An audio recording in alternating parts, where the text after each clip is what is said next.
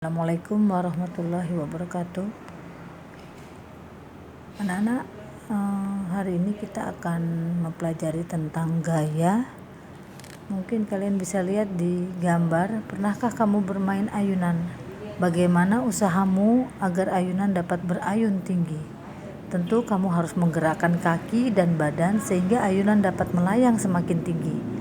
Nah, gerakan kaki dan badanmu adalah usaha. Itu adalah suatu usaha. Ada beberapa jenis gaya, yaitu yang pertama yaitu gaya sentuh. Ini adalah contoh-contoh dari gaya sentuh. Kemudian gaya tak sentuh, gaya yang tidak langsung bersentuhan dengan kita, seperti gravitasi, gaya tarik magnet, atau listrik.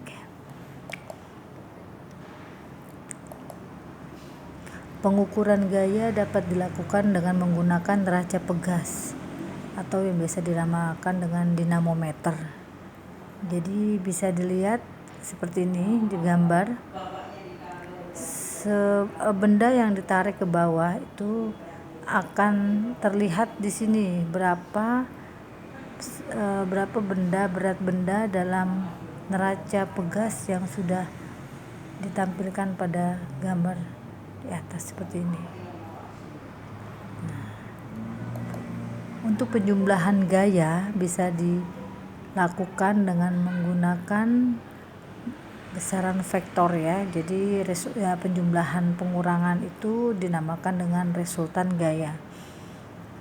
Contohnya ada di gambar seperti biji padi yang didorong oleh 2 ekor semut pasti akan lebih mudah bergerak daripada dengan 1 ekor semut. Seperti ini. Jadi jika arahnya ke kanan, maka akan ditambahkan. Jika ada 2 gaya yang ke kanan, akan kita tambahkan langsung, dan ke kiri berlawanan arah akan kita kurangkan. Hukum Newton. Hukum Newton dikenal dengan hukum Newton 1, 2, dan 3. Yang pertama yaitu hukum Newton 1. Suatu benda akan tetap diam atau tetap bergerak lurus beraturan jika resultan gaya yang bekerja pada benda itu sama dengan 0. Gambarnya seperti ini.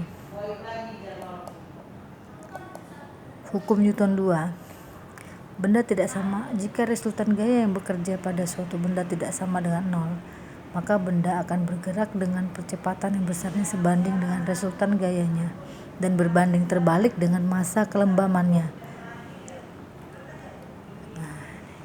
Ini adalah contoh dari hukum 2 Newton.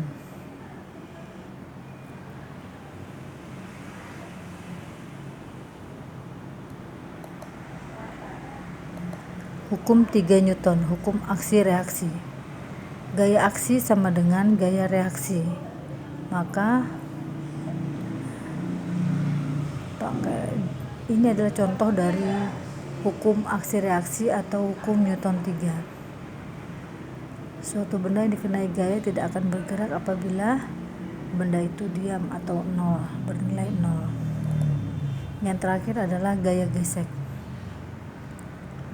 Gaya gesek dinamakan dengan gaya gesek statis. Saat benda bergerak, gaya geseknya disebut dengan gaya gesek kinetis.